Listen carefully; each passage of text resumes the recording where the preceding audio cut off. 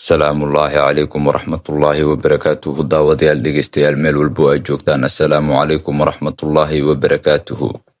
barnaamijka waa barnaamijkii xog raadinta iyo xaqiiqada dhabta ah. qodobada maanta ku maqli doontaanna waxaa ka mid ah Trump oo mar kale gef u geystay Soomaaliya, Ilhaan Cumar oo loogu hanjabay in laga soo saari doono Mareykanka, Trump oo meeg toos ah u qaatay Ilhaan Cumar.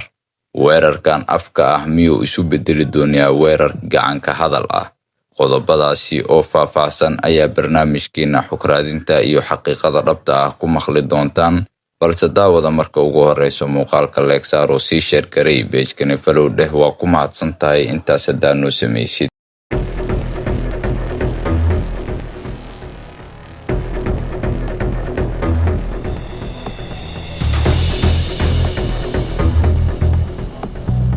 madaxweynaha Mareykanka Donald Trump ayaa weerar culus ku qaaday xildhibaanad Ilhaan Cumar oo ka tirsan xisbiga dimuqraadiga, isagoo u adeegsaday hadallo jees ah iyo dhaleecayn kulul, wuxuuna ku celceliyey eedeymo horey looga bartay kuwaasi oo muran badan dhaliyey.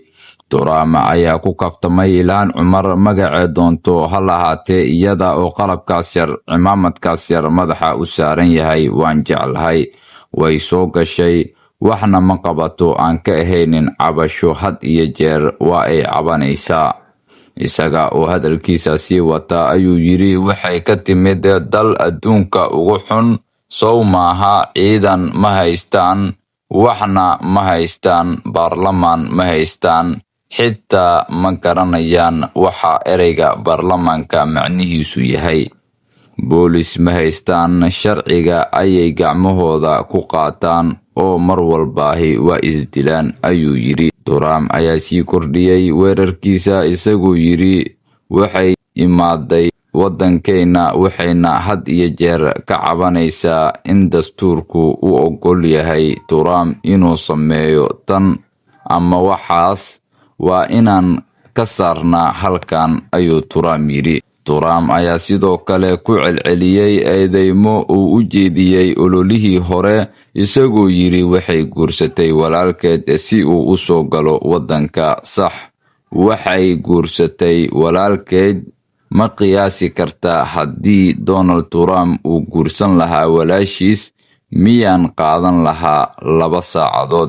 waxa uu ku soo gabagabeeyey, waxay halkan ku joogto waa sharci darro, waa in aan tuurnaa, wax kale ma qabato oo aan ka ahaynin cabasho, ayuu Trump yiri. With the little turban.